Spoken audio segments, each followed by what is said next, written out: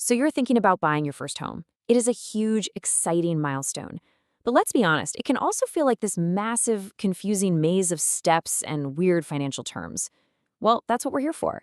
We're going to lay out the entire roadmap for you today so you can navigate this whole thing with confidence. Let's dive right in. And that quote really nails it, doesn't it? It is a total roller coaster. You've got the incredible high of picturing yourself with your own set of keys, and then the stress of the paperwork and the numbers. Feeling both of those things at once? Yeah, that's completely normal. And that's exactly why we've put this guide together for you. I want you to think of this as your personal, step-by-step roadmap. We're going to break everything down, from getting your money right all the way to signing those final papers.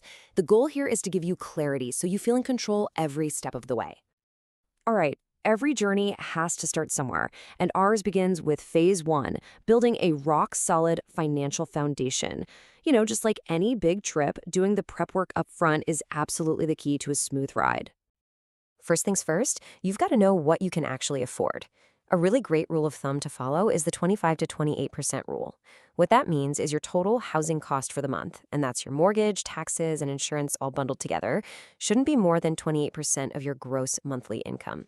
Sticking to this is what helps you avoid being house poor, where your house basically owns you and there's no money left for anything else. Next up, let's talk about the down payment. Now, you'll see loans out there that let you put down as little as 3%, but the real magic number to aim for, it's 20%. And why is that? Because hitting that 20% mark lets you dodge a pretty big extra monthly cost, a cost that, get this, gives you zero benefit. So that extra cost is called private mortgage insurance, or PMI. If you put down less than 20%, you're stuck paying this premium every single month. And here's the kicker. It's not even for you. It's insurance that protects the lender in case you can't pay. So yeah, getting to that 20% down payment means you can avoid this fee altogether. Okay, another huge piece of this puzzle is your credit score. Lenders see a score of 760 or higher as kind of the gold standard. Hitting that number can unlock the best, lowest mortgage interest rates, and that could literally save you tens of thousands of dollars over the life of your loan.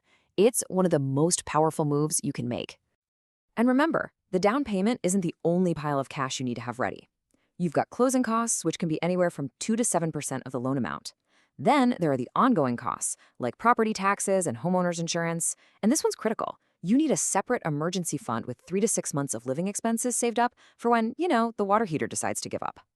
So once your financial foundation is solid, we move on to phase 2, getting what I like to call your golden ticket. This is your mortgage pre-approval. It's the one piece of paper that takes you from being just a casual looker to a serious buyer that sellers are going to pay attention to. Now, it's really important to get this. A pre-approval is not just some rough estimate. No, this is a formal letter from a lender that says, we've looked at your finances and we are willing to lend you this exact amount. In a hot market, an offer that comes with one of these letters has some serious power. To get that golden ticket, you're going to need to round up a few documents. Just think of it like a checklist, right?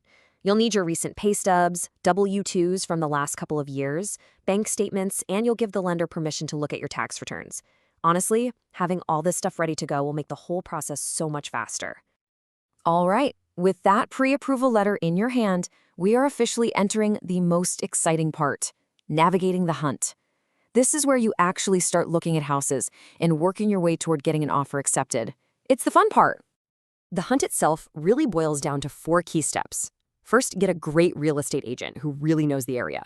Second, start the search. But, and this is so important, you have to stick to that budget you worked so hard to set.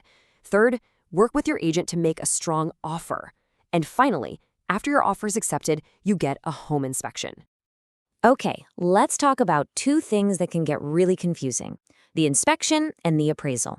Here's the simplest way to remember the difference. The inspection is for you. An inspector works for you to find any potential problems with the house. The appraisal, on the other hand, is for the lender. An appraiser's job is to make sure the house is actually worth the amount of money the bank is about to lend you. They're both super important, but they work for different people. And all of that brings us to our final phase, closing the deal. You've done the financial prep, you've survived the housing hunt, and now you've finally reached your destination. Closing day is the finish line. It's the day you sign what feels like a mountain of paperwork, pay your closing costs, and hand over that down payment. And then, the best part. It's the moment the property is officially yours and you finally get the keys to your new home. But before we wrap up, I want to leave you with one last crucial piece of advice. A home can be an amazing investment, but you just can't count on home prices always going up. The market goes up and down. That's why a good rule of thumb is to plan on living in the house for at least 5 years.